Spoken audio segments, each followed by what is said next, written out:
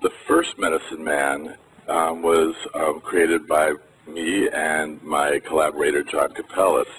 And that one came about because I had been, I'm HIV positive, and so is John Capellas. And we had been saving our medicine bottles for about 10 or 12 years. I'm not sure why, but we were doing it. I just thought, we could do something with it. After some time, came up with the idea to make a figure out of all the medicine bottles, suspended figure out of all the bottles. So we worked on that for about a year, I think. And when it was done, it looked good, but it just wasn't quite finished. And so then I got the idea of surrounding it with a halo of syringes. I mean, they give these syringes, there's 144 of them, and I think about 350 bottles. The syringes give it a lot of energy, and so it looks like energy going in, and they're a little scary, but they look like rays of light coming out. So the piece really,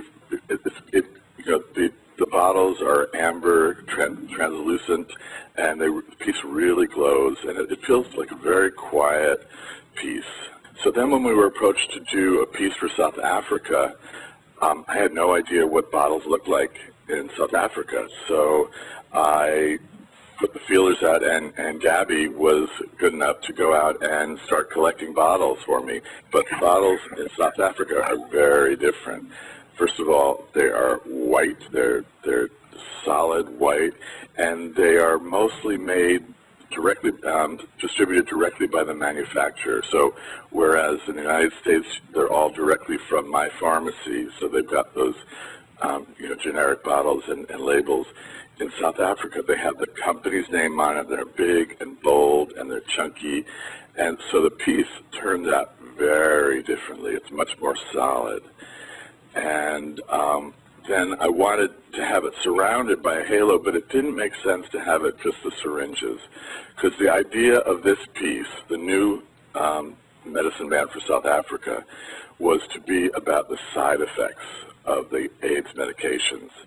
Because in particular, the drugs that are being used in South Africa that are available there now are the drugs that I was taking 15 years ago.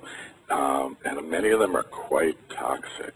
The side effects are really hard to live with. So I wanted that to be addressed by this piece. Below the piece, you'll see there's a white disc. And on this white disc that sits right on the floor, right below the piece, are the 6 major side effects of these AIDS drugs, like neuropathy and nausea and skin rashes. And they're all in a different primary bright color.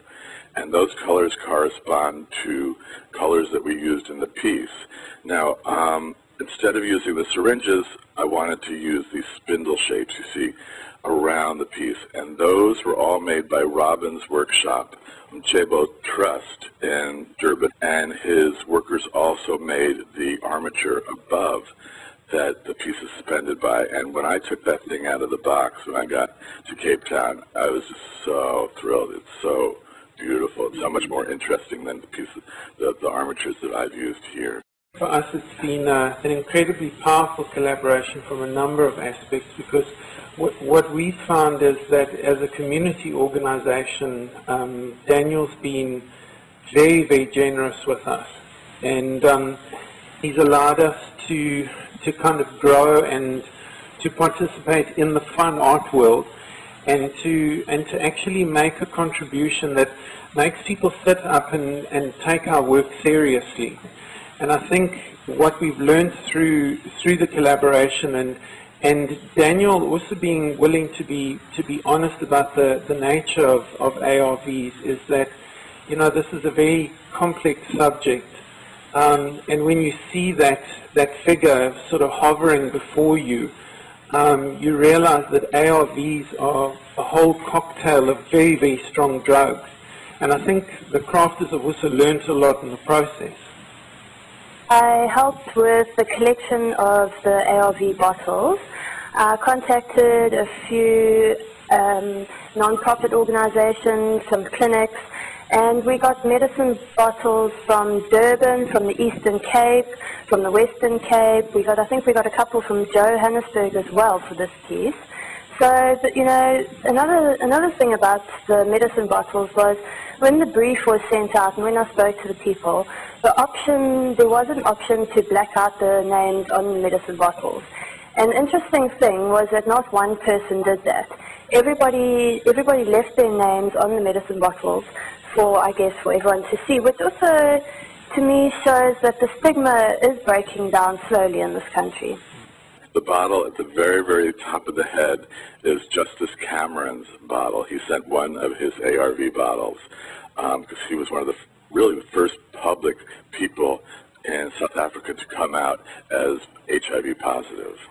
Another thing that we haven't talked about, you see the disc, the white disc on the floor, it has those big bold lettering around the edge, but it also has there's always a box of crayons laid out on that, and people who are taking ARVs are encouraged to write down their side effects so that the public, people who are dealing with AIDS, become a part of the piece. And from what I just heard, since I've left South Africa a couple of weeks ago, that is almost entirely filled up.